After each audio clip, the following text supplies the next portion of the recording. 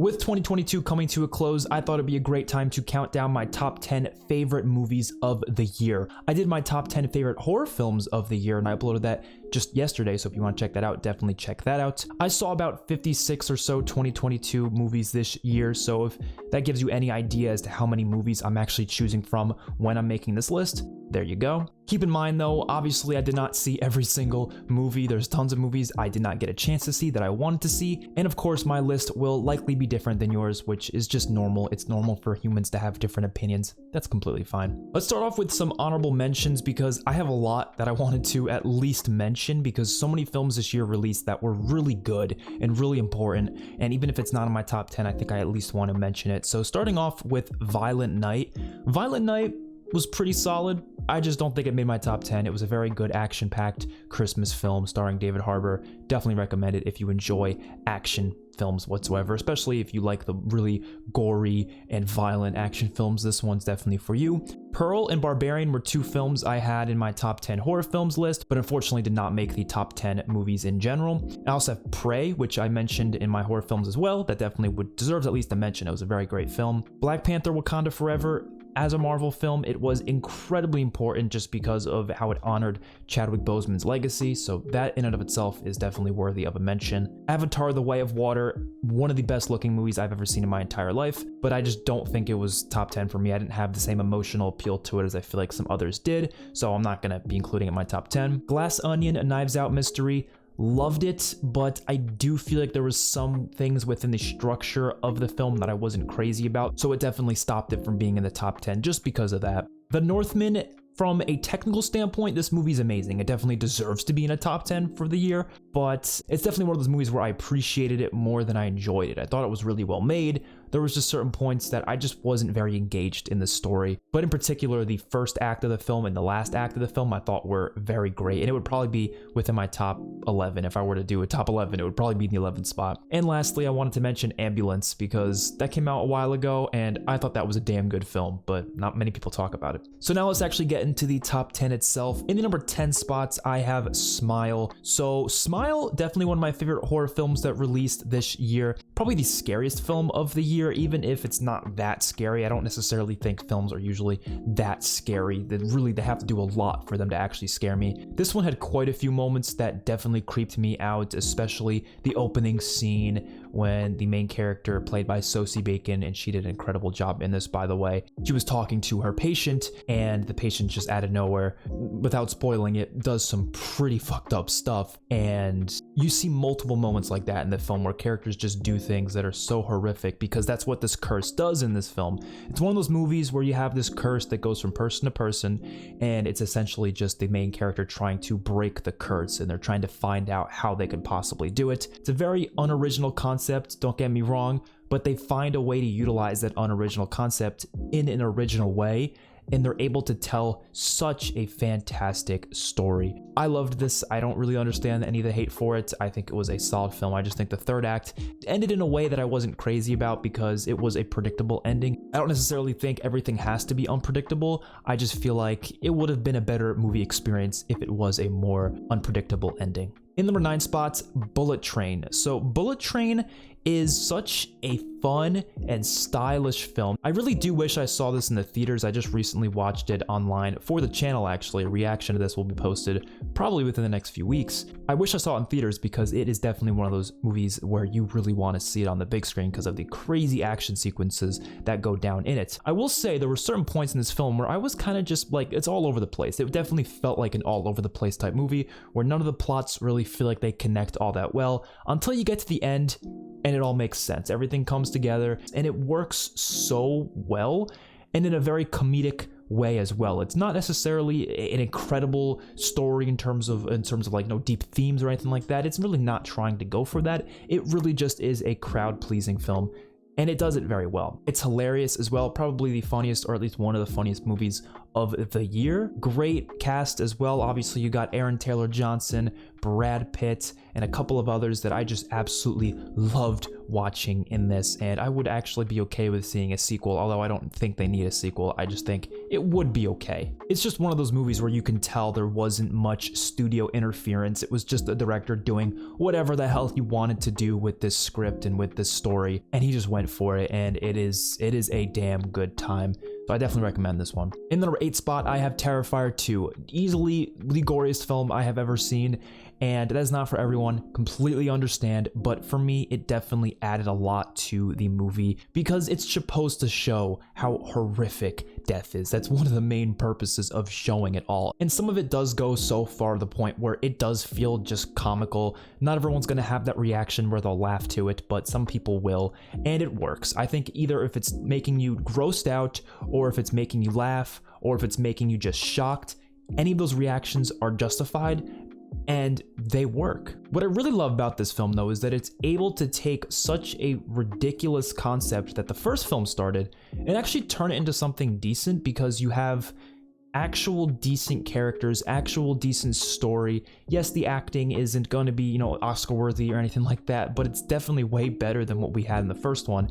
But I think what really just makes this an enjoyable film to me is that it has that classic slasher style to it. It feels like a classic slasher from the 80s or from the 90s. It does not necessarily feel like all the other slasher films we've been getting over the past decade. So when you go into it just expecting it to be that classic slasher, it delivers 1000%, to the point where it's one of my favorite slashers of all time. It adds a lot of supernatural elements to it as well, things that we didn't really have in the first one, and I think all of them were welcome additions because it just makes everything feel so much more bonkers compared to what it already was. And I think this sort of story definitely works good with really bonkers out there things like magical swords that give her powers, or these weird dream sequences that aren't really part of reality. It's almost like a purgatory. There's so many weird things they do with it, and I think it works. It's a very stylish film as well. The 80s soundtrack, the lights, the colors, all of it is gorgeous. Absolutely love this movie. In the number 7 spot, my favorite horror film of this year, The Black Phone. So The Black Phone is a Scott Derrickson film, and I really do think he is one of my favorite horror directors because he's able to take really realistic and grounded concepts and put a supernatural twist on it. That is what he's best at. He's done that for a couple other films, and he's able to really make the concept so much scarier because of that. I actually do think he probably directs some of the scariest horror films to date. Sinister, which is one of his films, I think is the scariest film of all time, at least in my opinion. Ethan Hawke as the Grabber is a really terrifying villain, and what really holds this film together is the idea that all of these children who have been in captivity from the Grabber before are now giving advice to Finney, who's the kid who was kidnapped. He has all this advice now. He uses everything that they tried to use to escape, and he's trying to figure out how to escape based on what advice these kids give him through the Black Phone. That concept is just so brilliant to me. There's so many deep themes they can explore with that concept, and they do explore most of them. So it just makes for a really great horror film. The 70s setting as well was really amazing because you can tell they put a lot of thought and care into making it feel perfectly fit for the 70s era. Absolutely my favorite horror film of this year. In number 6 spot, some people might even consider this a horror film, but I personally don't. Doctor Strange and the Multiverse of Madness. So this one's gonna get some flack because I see a lot of hate for this. In general, Marvel does get a lot of hate, and I do agree with some of the hate. I do think some of the films they released this year were not that great, especially some of their shows. I despised a lot of their shows this year. I thought Thor Love and Thunder was very underwhelming. I had more positive things to say about it when it first released, but as time has gone on, I've realized, yeah, it's really a disappointing film and it doesn't really do anything that special. But Doctor Strange and the Multiverse of Madness, I think, is deserving of being called one of the best MCU films of all time, and I know I'm on an island with that, I know. So first of all, I love the horror elements Sam Raimi brings to the table for this film. It is not a horror film to me, at least personally. I don't consider it a horror film, but it definitely has a lot of horror elements, especially with all the things Wanda does as the main villain. And Wanda is probably one of the best villains we've had in the MCU. I do think there definitely could have been more character development before going into this film to kind of work into this film better. Maybe they could have changed around WandaVision a little bit to make it work better for this. But I do like how they went full on making her a villain, and they did not shy away from it. They had her kill people and do all sorts of terrible things. That is what I wanted them to do, and they went for it, and it worked so damn well. Elizabeth Olsen just plays that character to perfection in this film. I was never that big of a fan of Doctor Strange as a character, but I really do think this movie made me like him a lot more because he has way more depth, especially with his relationship with Christine. He cares so much about her, and he just wants to be with her. And the idea that we have all these different universes, if you can go to one where you're happier, should you try to do that? Should you try to go to that one to make yourself happier? And even he has to debate with himself, would he do that? If he could find a universe where he was happy with Christine, would he go to that one and put himself in the position of that other Strange? Which is exactly what Wanda does in this film, where she basically tries to take over the body of another version of Wanda in another universe. I think it does the multiverse concept pretty well. I just don't think it does it to perfection. It's definitely not the best multiverse movie out there,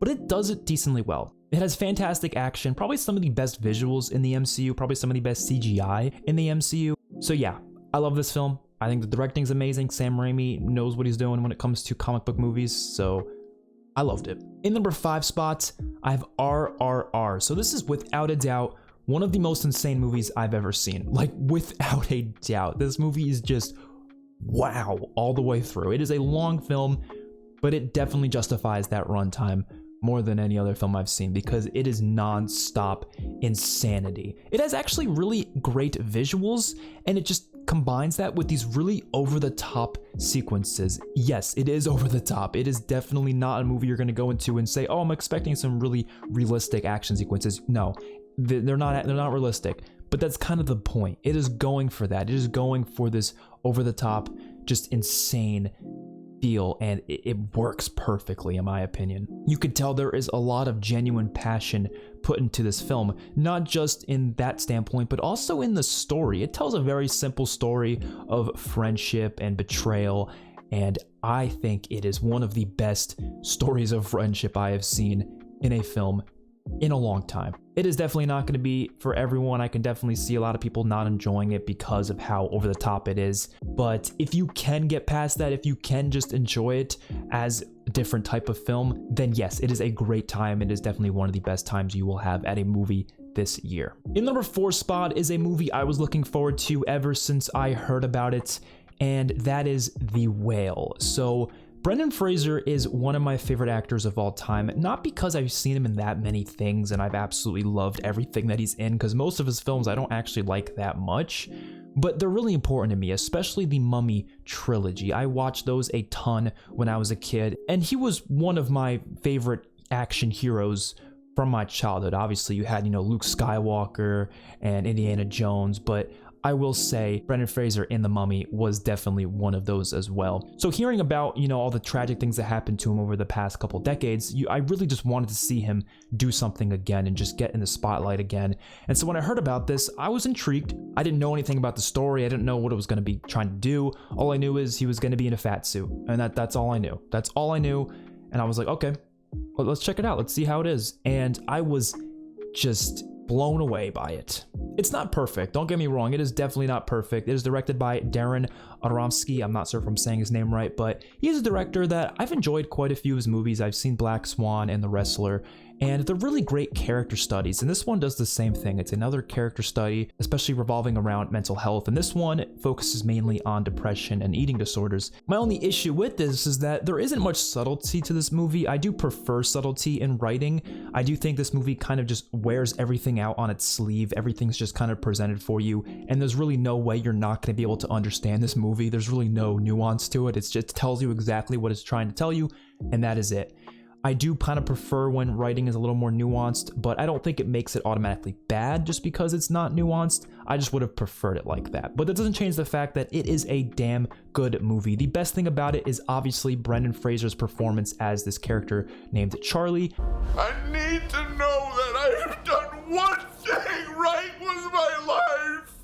Sadie Sink is also in it. Of course, she's an up-and-coming star from Stranger Things, and she is fantastic in this. I think she's without a doubt the best actress of all of the characters from Stranger Things in terms of the kid characters, and she blew me away in this as well. So not just Brendan Fraser, but also Sadie Sink. They both give fantastic performances. Samantha Morton, who plays Alpha in The Walking Dead, she's in this and she's outstanding as well. She only has one scene in it, but she's really great. There's a couple others that are just really great. There's just so many standout performances in this. I think this is one of those movies where you're really in it for the acting, because that's what it all is. It's a lot of dialogue. There's no, there's nothing else is happening. It's just characters talking, and it takes place mainly in just one place. It takes place in Charlie's house for pretty much the entire film. I don't really know if there's any other scenes in any other places other than Charlie's house. There might be like one or two scenes, but for the most part, it takes place in Charlie's house, and it's just all dialogue, but it is incredible dialogue. What I love about it more than anything is Charlie as a character. So the whole character of Charlie is basically that he just sees the good in people, no matter what. You can be the worst person on earth, he will still see good in you, and that mainly revolves around his daughter.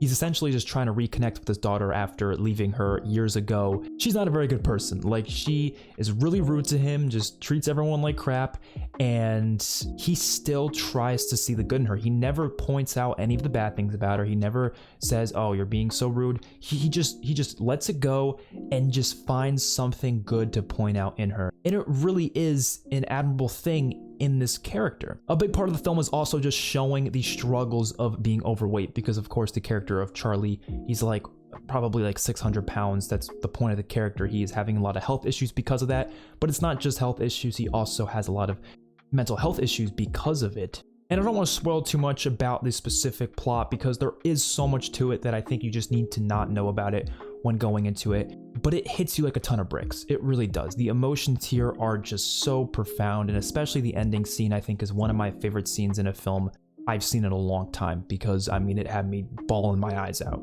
As I said before, I don't want to get into spoilers, but there is this story that explores his sexuality, and I think it definitely adds a lot to the film. But like I said, I don't want to go too in depth with that, because there is a lot to that which would be considered spoilers, and I would think it's better to just go into the film not really knowing much about where that's going to lead. In number 3 spot is going to be Everything Everywhere All at Once. So this is another film that I was pleasantly surprised by. I didn't hear anything about it before going into it, and I watched it and I was just like, what the fuck? It is one of those just absolutely insane films from start to finish. Just like RRR, like, it is definitely one of the most entertaining movies I've seen in a while. It explores the multiverse concept, which we've been seeing a ton of these past couple years, and I think it actually does it in one of the best ways that I've ever seen it, because it focuses so specifically on the different choices you make in life and what it could possibly lead to, and all the different possible outcomes it could lead to. Because obviously we have all these other multiverses like in Marvel, where it's mainly just about like complete different universes that has nothing to do with your choices and everything. It's just different people in general. But this one explores the concept of different choices and what that could lead you to do. And Michelle Yeoh's character Evelyn in this film has this amazing development, because she's able to see all these different versions of her life that could have possibly have happened, some of which she thinks she would be happier in. And then she has so many revelations about these different choices that she could have gone with in her life. And she gives an incredible performance, but even more so, Ki Kwan, I don't think I'm saying his name right whatsoever, but of course he plays Waymond in this film, and oh my god, one of my favorite performances of this year as well. Brought me to tears in a couple of different scenes, because he's such an innocent character and he just wants to live happily. And it's very different than Evelyn in this film, and I love how they kind of have these differences in this film based on their view on life, and it's just the ride it takes you on between those two characters is really, really great. And beyond that, you have just incredible visuals, incredible editing, incredible soundtrack, incredible pretty much everything. I really don't have anything to complain about with this film. I think it is pretty much a perfect film all around. Definitely deserves all the love it's been getting over the past year. In number 2 spot, The Batman. So The Batman is still one of my favorite comic book movies of all time. That hasn't changed. I love this movie. Matt Reeves is the perfect director for a Batman film, and I'm very glad he was able to do it, because he directed something that was just so special to the Batman character. We've been needing a detective noir style Batman film, and the fact that we finally got one that almost feels like it's directed by David Fincher is just so great, because we've been seeing so many different Batman films doing so many different things, and I think this is the one thing that Batman was missing was that detective side of the character, and the fact that we were finally able to get it just makes me so happy. Michael Giacchino's soundtrack in this is definitely one of my favorite soundtracks of the year. The acting is outstanding, such a great cast with Robert Pattinson, Paul Dano as the Riddler, which one of my favorite villains in any Batman film ever. Jeffrey Wright plays a fantastic Gordon, Andy Serkis, Zoe Kravitz, Colin Farrell. It's just such a great cast, one of the best casts I've seen in a Batman film, probably even a comic film, period. It's very character driven too. It's not just there for action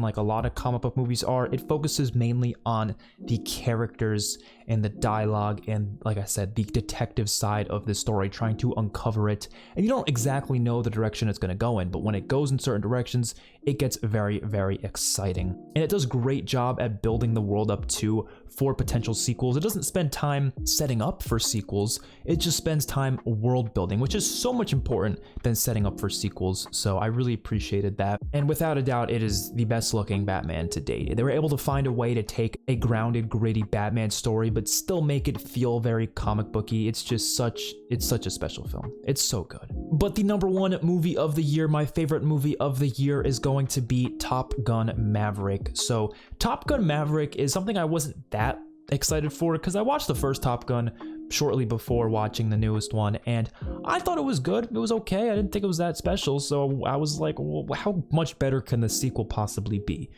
And wow, it blew me away. It was way better than I thought it was going to be. The visuals are stunning, and most of which are practical visuals. It's not like they're using CGI the whole time with the jets and everything. A lot of it is practical. A lot of the stunts Tom Cruise is doing himself, which is just makes it that much better because it's just so much cooler to watch actual jets flying as opposed to just a bunch of CGI jets. It's a sequel that actually builds up the character of Maverick. It doesn't just exist to just exist and make money. You can tell they had a story there. They wanted to develop Maverick more and show where he's been all this time and what he's been up to, and especially with his relationship with Goose's son, Rooster. I absolutely love that relationship between these characters because Maverick does not want him to fly because of obviously what happened to his father in the first film.